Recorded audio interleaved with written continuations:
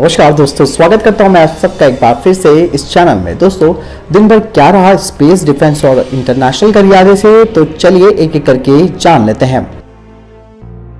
दोस्तों, यहाँ पे अगर सबसे पहले डिफेंस अपडेट की बात करते हैं तो वो भारत चाइना टेंशन को लेकर आ रही है और इस बार अमेरिका ने एक बड़ा दावा किया है। उसने चीन पर एक बार फिर करारा हमला बोला है। अमेरिका ने कहा कि भारत चीन सीमा पर गतिरोध के बीच चीन ने वास्तविक नियंत्रण रेखा पर करीबन 60,000 से ज्यादा सैनिकों को जमा कर रखा है। उन्होंने चीन के इस बुरे रवैये और क्वाड देशों के लिए चेतावनी खड़ी करने को लेकर उस पर निशाना साधा है। माइक पोम्पियो ने सीमा पर तनाव को लेकर चीन के व्यवहार पर न केवल उसे फटकार लगाई है, बल्कि ये भी कहा है कि बीजिंग क्वाड देशों के लिए खतरा बन गया है। दोस्तों, अमेरिका इसलिए ऐसा कह रहा है क्योंकि जो खुफिया इनपुट्स हैं, क्योंकि ऑलरेडी अमेरिका के पास अत्याधुनिक सैटेलाइट्स हैं और उनके माध्यम से वो पूरे विश्व की निगरानी रखता है और ऐसे में तनाव की स्थिति जहां पर हो रखी है उसको देखते हुए उसने ये जो बात है वो भारत को पहले ही बता दी है। ऐसे में भारत को अब किसी भी स्तर पर अपनी तैयारियों को कम नहीं करना होगा, बल्कि वहां पर और ज्यादा सैनिकों को तैनात किए जाने की भारत को योजना बनानी होगी ताकि चीन के किसी भी दुस्साहस का तुरंत जवाब दिया जा सके। क्योंकि चीन इस वक्त ये वेट कर रहा है कि भारत पीछे हटे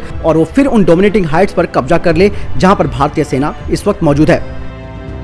अगली खबर रुस्तम 2 ड्रोन को लेकर आ रही है। जी हाँ दोस्तों, आपको बता दें कि स्वदेशी रूप से विकसित किए गए रुस्तम 2 ड्रोन को अब काफी ज्यादा एडवांस बनाया जा रहा है। जिस तरीके से चीन ने अपने तेवर दिखाए हैं तो भारत ने अपनी सुरक्षा की तैयारियों को वैसे ही बढ़ा भी लिया है। चीन के ड्रोन्स और फाइटर जेट्स कई बार सीमा के आसपास मंडराते हुए नजर आते हैं।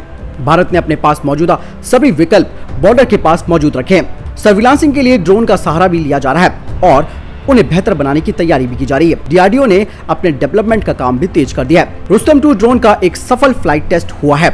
इसके अलावा इजराइल से मिले हेरोन्स ड्रोन को मिसाइलों और लेजर गाइडेड बमों से लैस किए जाने की तैयारी है। जैसे कि आप सभी को मालूम है कि पीएलए कई बार अपने ड्रोन्स की पावर की डींगे हाँक चुका है। भारत की तैयारी अपने अंदाज में चीन को मात देने की है। कर्नाटक के चित्रदुर्ग में रुस्तम का फ्लाइट टेस्ट हुआ। ये 16,000 फीट की ऊंचाई पर लगातार 8 घंटे तक उड़ान भरता रहा। इसके बावजूद उसमें 1 घंटे की उड़ान के लिए काफी ईंधन और बच गया था।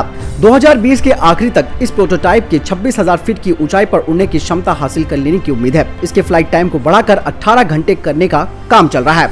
रुस्तम 2 मिशन की जरूरत के हिसाब से अलग अलग तरह के पेलोड्स ले जा सकता है। इस ड्रोन के साथ synthetic aperture radar, electronic intelligence system और सिचुएशनल अवेयरनेस सिस्टम भेजा जा सकता है। इसमें एक सैटेलाइट कम्युनिकेशन लिंक भी है जो युद्ध की स्थिति में हालातों की जानकारी रियल टाइम में दे सकता है।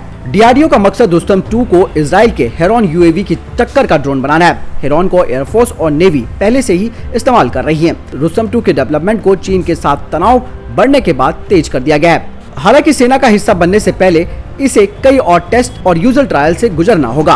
भारत चाहता है कि इजरायली ड्रोन की पूरी फ्लीट अपग्रेड की जाए।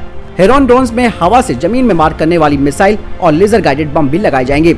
इसके अलावा एक सैटेलाइट लिंक भी लगाया जाएगा ताकि इंफॉर्मेशन पहुंचने में देरी न हो। अगली खबर की बात करते हैं तो वो पीओके को लेकर आ रही है। आपको बता दें कि शनिवार को भारतीय सेना ने राज्य पुलिस के साथ मिलकर पाकिस्तानी सेना द्वारा समर्थित आतंकवादियों के बड़े मंसूबे नाकामयाब कर दिए हैं। आतंकवादी किशनगंगा नदी के रास्ते पीओके में हथियार तस्करी करने का प्रयास कर रहे थे। जानकारी मिलते ही सेना ने जम्मू कश्मीर पुलिस के साथ मिलकर एक ज्वाइंट ऑपरेशन चलाया और आतंकवादियों के हथियार बरामद कर उन्हें जब्त कर लिया। सेना के अधिकारी ने कहा कि सर्विलांसिंग डिवाइस का इस्तेमाल करते हुए हमारे मुस्तैद जवानों ने पाकिस्तान द्वारा तस्करी किए जा रहे हथियारों का जखीरा पकड़ने में कामयाबी हासिल की है। साथ ही उन्होंने कहा कि ये घटना दर्शाती है कि पाकिस्तान के इरादे अब भी वही हैं। साथ ही ये भी कहा कि हम आने वाले दिनों में भी पाकिस्तान के कई ऐसे बुरे इरादों से जूझते रहेंगे। दरअसल आपको बता दें कि 2 से 3 आतंकवादी नदी के दूर किनारे से रस्सी से बंधे ट्यूब में कुछ सामान ट्रांसपोर्ट करने की कोशिश कर रहे थे। इसी दौरान सेना के जवान वहां पहुंचे और हथियारों को जब्त कर लिया। आतंकियों के पास से 4 AK-47 राइफल्स, 8 मैगजीन और 230 AK राइफलें बरामद हुई हैं। अगली अपडेट की बात करते हैं तो वो आ रही है भारतीय वायुसेना को लेकर, जिन्होंने एक नया वर्ल्ड रिकॉर्ड बनाया है। भारतीय वायुसेना के 2 कर्मियों ने चुनौतीपूर्ण परिस्थितियों में लेह में ऊंचाई वाले स्थान में C-130J विमान से स्काई डाइविंग की। वायुसेना के एक बयान में कहा गया है कि विंग कमांडर गजानंद यादव और वारंट ऑफिसर AK तिवारी ने 8 अक्टूबर को वायुसेना के 28वें स्थापना दिवस पर लेह के खारदुंगला दर्रे पे ये कर्तव्य करके दिखाया था। वायुसेना ने कहा कि ये स्काई डाइविंग कर सबसे अधिक ऊंचाई पर उतरने का एक नया रिकॉर्ड बनाया गया है। खारदुंगला दर्रा 17,982 फुट की ऊंचाई पर है। वायुसेना ने कहा कि ऐसी ऊंचाई पर उतरना निम्न वायु घनत्व, निम्न ऑक्सीजन और दुर्गम पहाड़ी क्षेत्र के कारण काफी चुनौतीपूर्ण है। अगली खबर की बात करते हैं तो वो LAC को लेकर आ रही है। भारत और चीन के बीच तनाव कम होता हुआ नजर नहीं आ रहा है। मई के बाद से दोनों देशों के बीच कड़वाहट वाले संबंध बने हुए हैं। चीन चाहता है कि वो अपने सैन्य पराक्रम को दिखाकर भारतीय इलाकों में कब्जा कर सके, लेकिन हर बार उसे मायूसी हाथ लगी है। चीन के बौखलाहट का अंदाजा इसी से लगाया जा सकता है कि वो गाना तक बजाने लगता है तो कभी दोस्ती की बात करने लगता है, लेकिन हर मोर्चे पर भारत ने अपनी तैयारी पुख्ता कर रखी है। लाइन ऑफ एक्चुअल कंट्रोल में भारतीय वायुसेना की अपनी पूरी तैयारियां हो चुकी है। भारतीय वायुसेना का बोइंग 617 ग्लोबमास्टर भी लद्दाख में तैनात है। यहां से इस विमान से रसद खाद्य सामग्री की आपूर्ति की जाएगी। बोइंग 617 ग्लोबमास्टर ये विश्व के सबसे बड़े मालवाहक जहाजों में से एक है। ग्लोबमास्टर कारगिल, लद्दाख और अन्य उत्तर और पूर्वी सीमाओं जैसे कठिन जगहों पर आसानी से उतर सकता है। इसके अलावा लैंडिंग में परेशानी होने की स्थिति में इसमें रिवर्स गियर भी लगा दिया जाता है। विमान 4 इंजनों से लैस है। दूसरे पे अगली खबर की बात करते हैं तो वो रूसी ड्रैगनोव स्नाइपर राइफल को लेकर आ रही है, जिसे भारत अब जल्द ही अपग्रेड कर सकता है। लंबे समय से ड्रैगनोव स्नाइपर राइफल को अपग्रेडेशन करने की बात चल रही थी, लेकिन वो हो नहीं पा रही थी। सशस्त्र बलों में इसे DSR के नाम से जाना जाता है और इसे अब अपग्रेडेशन करने की प्रक्रिया शुरू हो जाएगी, क्योंकि एक भारतीय निजी कंपनी एक स्वदेशी समाधान के साथ सामने आई है, जो कि इस हथियार को नाइट फायरिंग क्षमता देता है। इसके अलावा अन्य कई विशेषताएं भी है, जबकि राइफल्स के रूसी निर्माता क्लाशनिकोव भी अपग्रेडेशन के साथ आया है। अपग्रेडेशन के प्रोग्राम के बारे में रक्षा मंत्रालय के द्वारा अगस्त में रखी गई नेगेटिव इंपोर्ट लिस्ट में भी है। नेगेटिव इंपोर्ट लिस्ट में कट ऑफ डेट दिसंबर 2020 है। बैंगलोर स्थित फर्म SSS डिफेंस एक अपग्रेडेशन के साथ सामने आया है, जबकि उत्तरी कमान लगभग 3 दशक पुरानी राइफल के 90 से ज्यादा पीसेस को अपग्रेडेशन के एक प्रस्ताव के लिए अनुरोध को सामने लाई है।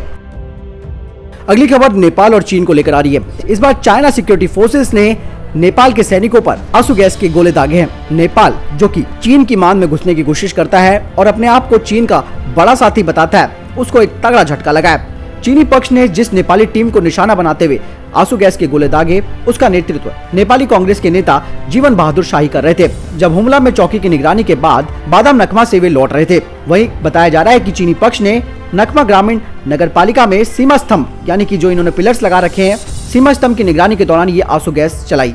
उन्होंने कहा कि 5वें, 6ठे, 7वें और 8वें बॉर्डर पिलर्स की निगरानी के बाद जब वे वापस जा रहे थे, तब खंबा नंबर 9 यानी कि पिलर नंबर 9 पर आंसू गैस के गोले चीनी सैनिकों ने छोड़ दिए, जिससे उनकी आंखों पर मामूली सी चोट लगी है। तो कुल मिलाकर आप कह सकते हैं कि ये है चीन और नेपाल की दोस्ती का एक बहुत अच्छा प्रमाण। अगली खबर की बात करते हैं तो अर्मीनिया और अजरबैजान को लेकर आ रही है। विवादित क्षेत्र को लेकर अर्मीनिया और अजरबैजान में छिड़ी जंग को खत्म करने के लिए रूस के राष्ट्रपति व्लादिमीर पुतिन ने दोनों देश के विदेश मंत्रियों को मॉस्को आमंत्रित किया था। दोनों पक्षों के बीच मैराथन बातचीत हुई और आखिरकार युद्ध रोकने में सहमति बन गई है। रूस के विदेश मंत्री ने बताया कि अर्मीनिया और अजरबैजान मानवीय आधार पर युद्ध समाप्त करने पर सहमत हो गए। 10 अक्टूबर से दोपहर 12 बजे के बाद से दोनों देश युद्ध विराम घोषित कर देंगे। साथ ही रूस ने बताया कि दोनों देश एक दूसरे के कैदियों और संघर्ष में मारे गए लोगों के शवों को भी आदान प्रदान करेंगे। मॉस्को में आयोजित वार्ता में अर्मीनिया और अजरबैजान नागोर्नो काराबाख विवाद को निपटने के लिए बातचीत शुरू करने पर भी सहमति उन्होंने दर्शा दी है। हालांकि ये दो देशों की लड़ाई नहीं थी, इसमें कई देश शामिल होने की तैयारी कर रहे थे। तुर्की ने तो पहले ही अजरबैजान की तरफ से मोर्चा संभाल रखा था। जिस तरीके से टेंशन बढ़ती जा रही थी, उसे देखते हुए आशंका ये हो रही थी कि रूस के राष्ट्रपति व्लादिमीर पुतिन तुर्की के खिलाफ कोई बड़ा कदम उठा लेंगे। यदि ऐसा होता तो रूस और तुर्की के बीच भयानक जंग शुरू हो जाती और ये महायुद्ध का रूप ले लेता। इतना ही नहीं, अर्मीनिया और अजरबैजान की लड़ाई में फ्रांस, ईरान और इजराइल शामिल होने वाले थे, लेकिन रूस ने तुर्की के उकसावे के बावजूद भी संयम से काम लिया और दोनों देशों को बातचीत की मेज पर लाकर दुनिया को विश्व युद्ध के खतरे से बचा लिया। तो दोस्तों, ये थे अभी तक के टॉप डिफेंस और स्पेस अपडेट्स। वीडियो के संबंध में प्रश्न, जवाब, सवाल या आपका कोई मुद्दा है, वो भी आप जरूर हमें कमेंट बॉक्स पर शेयर कर सकते हैं। साथ ही दोस्तों, वीडियो के संबंध में कोई विचार भी है आपका, वो भी आप कमेंट बॉक्स में हमें बता सकते हैं। इस वीडियो के लिए इतना ही दोस्तों, मिलता हूं नई वीडियो के साथ। तब तक के लिए नमस्कार, जय हिंद, जय भारत। टेक्निकलिस्ट को सब्सक्राइब करें और बेल आइकन दबाएं और हमारे वीडियोस की लेटेस्ट जानकारी पाएं।